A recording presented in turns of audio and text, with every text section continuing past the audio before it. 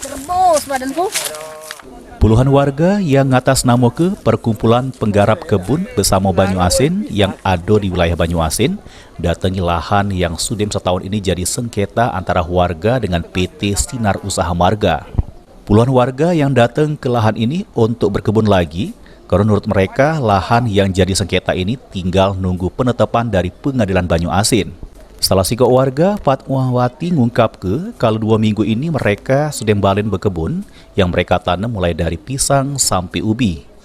Sebelum adanya sengketa, mereka sudah 2 tahunan berkebun di lahan tersebut. Dengan sudah bisa lagi warga berkebun di lahan tersebut, mereka melakukan sujud syukur karena kebun tersebut sudah bisa digarap warga lagi. 2 tahun yang lewat kami sudah berkebun di sini. Sudah penggusuran kami masih tetap berkebun tuh lah. Kami punya rakyat miskin. Semenjak ini Boy, sudah ada keputusan pengadilan apa gimana? Pengadilan ini. Bahwa semenjak ada keputusan pengadilan kami langsung lepas, berkebun lagi kembali. Jadi kita sudah sini berapa tahun Bu sudah Bu berkebun sini Bu? 2 tahun masuk 3 tahun ini. Di sini. Jadi kita bukti masih ada Pak. Nanam apa kita di sini Bu? Penghijauan. Pisang, ubi, cabai. Jadi semenjak sudah ada keputusan itu berarti kita warga ramai-ramai sudah mulai berkebun Bu ya. Alhamdulillah. Ada keputusan dari terima kasih.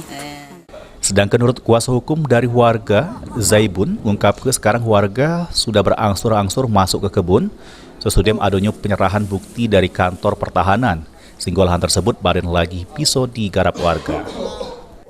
Benar, kalau kemarin kami sudah menyerahkan bukti-bukti di Polsek, di pengadilan maupun di Lurah Tanah Mas. Sekarang masyarakat sudah beransur-ansur untuk masuk untuk menggarap kebun itu kembali. Ini setelah keputusan PN apa gimana Pak? Ini setelah ada penyerahan bukti dari kantor pertanahan ITUN atau usaha negara. Sekarang tinggal menunggu hasil penetapan Pengadilan Negeri Pangkalan Balai. Berarti pihak PT SUM sendiri itu tidak ada sertifikat Pak?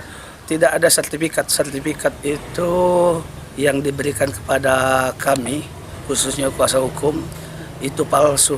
Dan surat nomor HGB tidak dapat ditemukan di kantor Badan Pertanahan Kabupaten Banyu Asin. Heru Wahyudi, PAL TV.